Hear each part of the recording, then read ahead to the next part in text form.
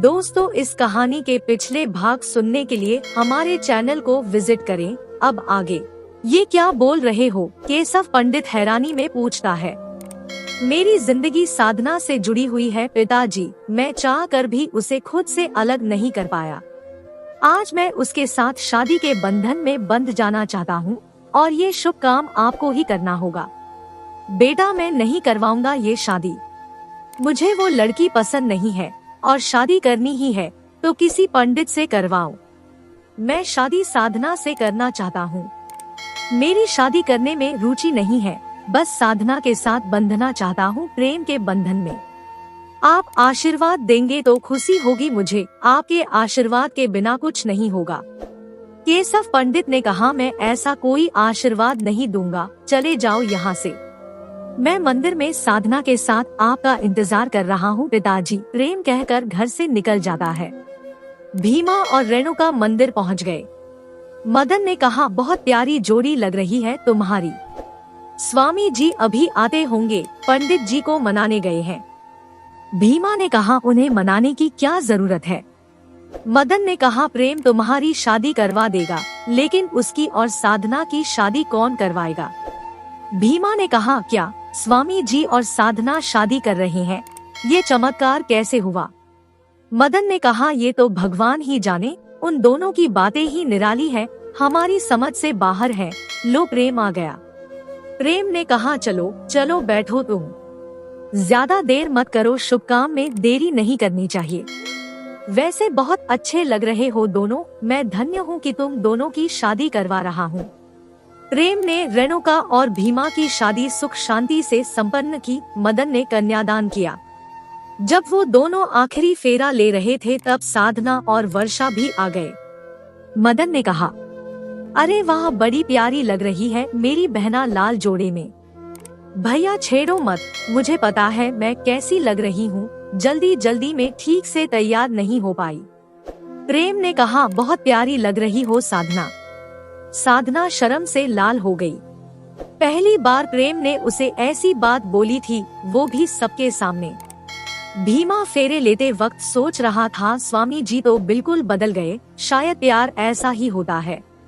जब विवाह संपन्न हुआ तो भीमा और रेणुका ने प्रेम का धन्यवाद किया। भीमा ने पूछा, स्वामी जी अब आपकी और साधना की शादी का इंतजार है, क्या पंडित जी आएंगे? प्रेम ने कहा, आएंगे, जरूर आएंगे। बहुत प्यार करते हैं वो मुझे, नहीं रह पाएंगे, आते ही होंगे अभी। मदन ने कहा, लो, पंडित जी का नाम लिया और वो आ गए। प्रेम ने कहा, पिताजी मुझे पता था कि आप अपने प्रेम को आशीर्वाद देने जरूर आएंगे। बस चलो बैठो अग्नि के सामने, ज्यादा वक्त नहीं है मेरे पास। प्रेम साधना के पास जाता है और उसका हाथ पकड़कर अग्नि के सामने लाता है। फिर वो दोनों बैठ जाते हैं और केशव पंडित मंत्रोच्चारण शुरू कर देता है। साधना बहुत भावुक स्थिति में रहती है हर पल। उसे यकीन ही नहीं हो रहा था कि उसकी शादी हो रही है प्रेम के साथ। रह रहकर उसकी आंखें छलक जाती थी। साधना का कन्यादान तो मदन को ही करना था। शादी संपन्न होने के बाद प्रेम और साधना ने केशव पंडित का आशीर्वाद लिया। सदा खुश रहो, बस ये कहकर केशव पंडित वहाँ से चला गया। प्यार में डूबे तीन जोड़े मंदिर में एक साथ खड़े थे। फिजा में बस प्यार का रंग भरा था। प्रेम, मेरी बहना को खुश रखना हमेशा। ये थोड़ी पागल है, बुरा मत मानना इसकी किसी बात का। मुझसे बेहतर साधना को कोई नहीं जानता, तुम चिंता मत करो, ये हमेशा खुश रहेगी मेरे साथ। भीमा ने कहा, वैसे ये हुआ कैसे स्वामी जी, आपने संन्यास त्याग कर शादी कर ली? कुछ उलझन है मेरे मन में थोड़ी सी। प्रेम ने कहा, इसका जवाब तो साधना ही दे सकती है। प्रेम साधना की थी इसने और मैं आश्रम से खींचा चला आया इसके पास। साधना ने प्रेम के कंधे पर सिर रखा और बोली, मुझे कुछ नहीं पता, मैंने बस अपने प्रेम की आराधना की थी। मुझे नहीं पता था कि मेरा प्रेम सब कुछ छोड़कर मेरे पास आ जाएगा। मदन ने वर्षा का हाथ पकड़कर कहा, भाई अब चला जाए, हम तो कब से खड़े हैं यहाँ। प्रेम ने कहा, हाँ बिल्कुल, मेरी शुभकामनाएं तुम सभी के साथ है। मदन ने साधना को गले लगाया और कहा, खुश रहना, अब मिल ही गया तुझे तेरा प्रेम। तुम भी खुश रहना भैया, वर्षा को खुश रखना, पिताजी का ध्यान रखना। काश वो भी आ पाते आज, उनकी तबीयत भी आज ही खराब होनी थी। मदन ने कहा, कौन सा तू दूर जा रही है, यही गांव में ही तो रहेगी। साधना ने कहा, हाँ पर फिर भी वहाँ तो नहीं रहूंगी ना, ध्यान रखना पिताजी का। फिर तीनों जोड़े अपने अपने घरों की तरफ चल पड़े। भीमा और रेणुका घर की तरफ बढ़ रहे थे पर उनके पांव जमीन पर नहीं टिक रहे थे, जज्बात ही कुछ ऐसे थे दिलों में। भीमा ने कहा, कितना प्यारा दिन लग रहा है ये, एक साथ 3 प्रेम विवाह हुए हैं मंदिर में।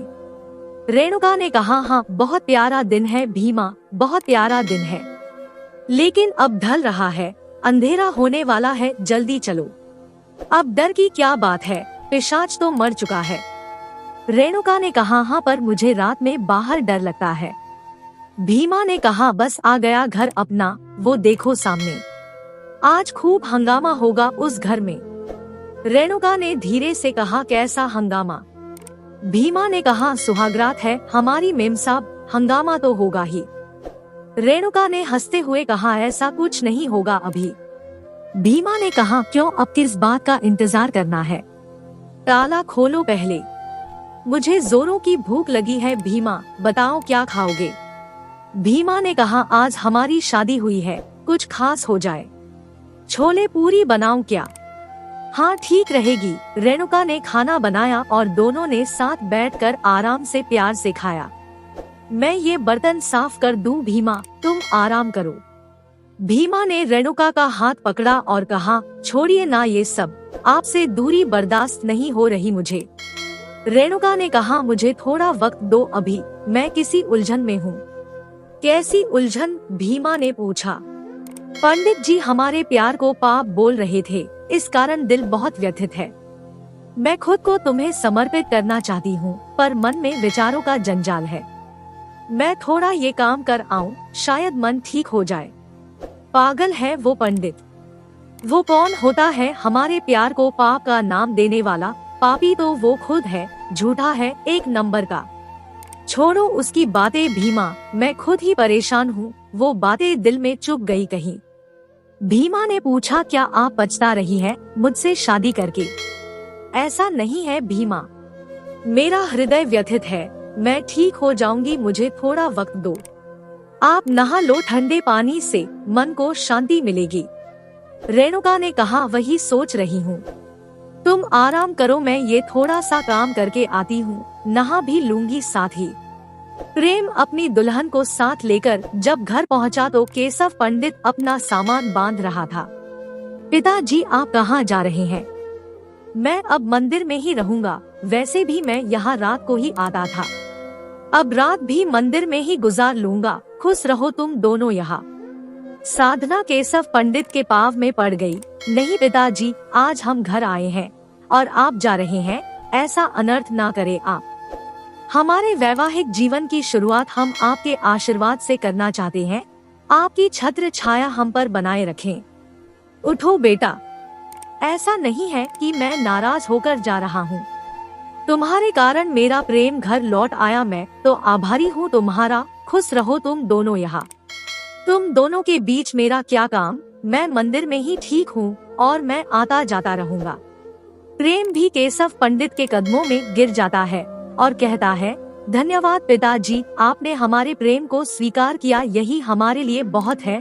केशव पंडित ने कहा, उठो तुम दोनों, सुख शांति से रहो यहाँ, मेरा आशीर्वाद साथ है तुम्हारे। केशव पंडित चला जाता है और प्रेम दरवाजा बंद करके कुंडी बंद कर लेता है। जैसे ही प्रेम मुड़ता है वो साधना को अपने चरणों में पाता है। प्रेम ने कहा, अरे उठो, क्या कर रही हो, मुझे इन चरणों में ही रहने दो प्रेम, बहुत सुकून मिलता है मुझे यहाँ। चरणों में तो मुझे रहना होगा तुम्हारे और सीखना होगा प्रेम, साधना को सिखाओगी मुझे। तुम्हें मैं कुछ नहीं सिखा सकती, बल्कि मैंने तो खुद तुमसे ही सीखा है, सब तुम्हारी आराधना की है मैंने। बस इतना ही बता सकती हूँ प्रेम साधना के बारे में, बाकी मुझे कुछ नहीं पता। उठो तो सही, आज गले लगने का दिन है, ना कि पैरों में पड़ने का। उठो। प्रेम साधना को कंधों से पकड़कर उठाता है और गले लगा लेता है। तुम्हारे प्यार की गहराई शायद भगवान भी नहीं समझ सकते। प्रेम और साधना यूं ही एक दूसरे के गले मिलकर खड़े रहे, खो गए थे उन लम्हों में और उन लम्हों की खूबसूरती में। उधर रेणुका नहाकर लौटी तो बहुत प्यारी लग रही थी। भीमा उसी बिस्तर पर पड़ा था जिस पे रोज रेणुका लेटती थी। आज उसका रेणुका से अलग सोने का इरादा नहीं था। भीमा तो देखता ही रह गया उसे। चेहरे पर गीले बाल उसकी खूबसूरती को और भी बढ़ा रहे थे। भीमा भागकर रेणुका को बाहों में भर लेना चाहता था, पर रेणुका के व्यथित मन को देखकर रुक गया।